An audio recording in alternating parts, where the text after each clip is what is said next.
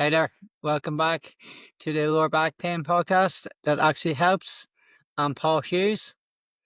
Last week we talked about why resting your back forever isn't the answer and why smart movement is actually what you need. If you missed that one, definitely go back and give it a listen after this.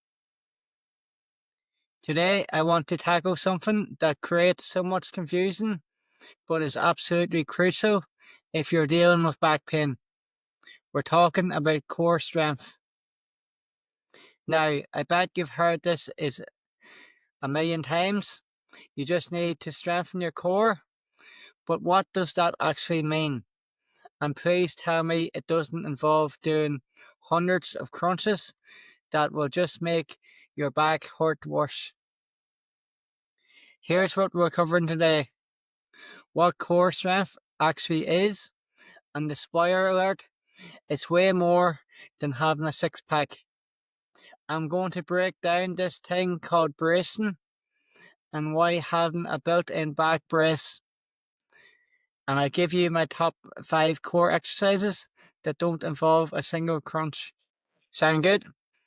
Okay, let's dive in. So what is core strength and what does it really mean? It's not just abs. So when someone tells you to strengthen your core for back pain, what is the first thing that pops into your head?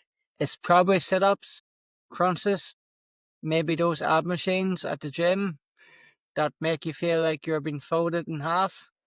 Here's the thing though, your abs, the ones you actually see, they're just one piece of the puzzle. And honestly, they're not even the most important piece when it comes to protecting your back. Think about your core like this. It's not a flat sheet of muscle, it's more like a cylinder that wraps around your spine and pelvis. Picture it as your body's natural weightlifting belt, but it's way smarter because it can adjust and respond to whatever you're doing.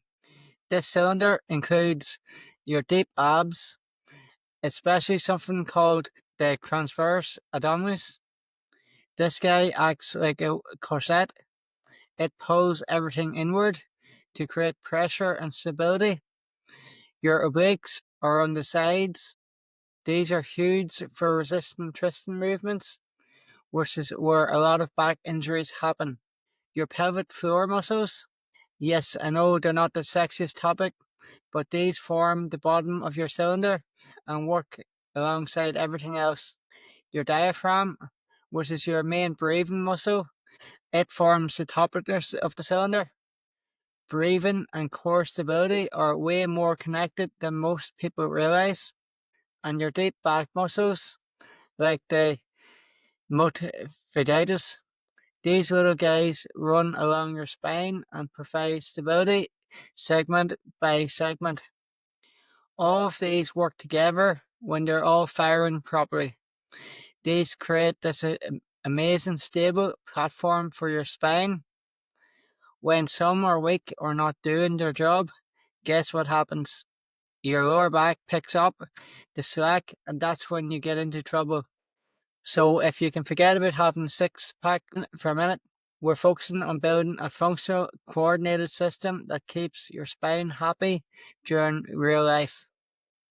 This brings us to probably the most important concept in core training, bracing.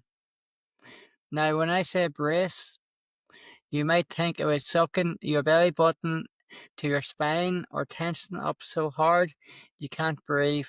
That's not what we're after here. That's actually counterproductive.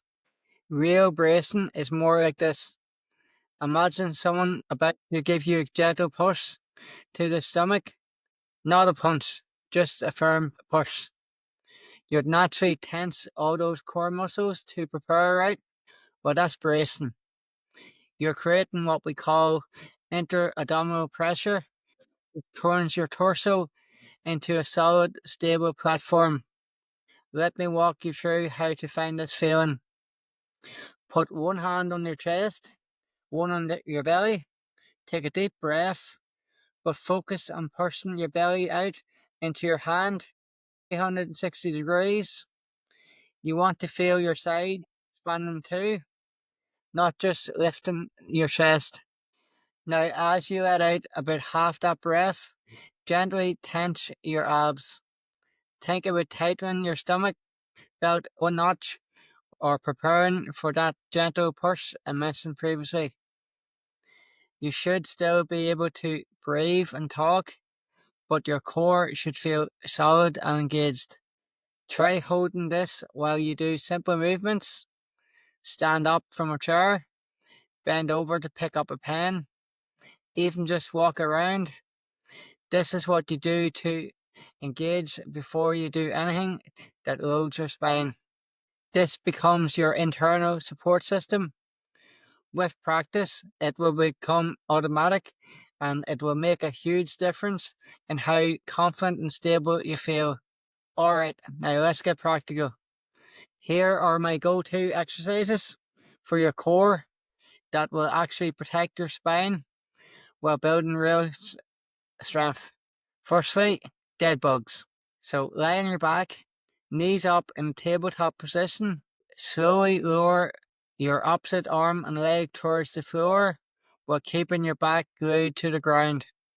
Don't let your back arch at all. This exercise is brilliant because it teaches you to maintain that brace while your limbs are moving, and it's actually way harder than it looks, trust me. Secondly, bird dogs.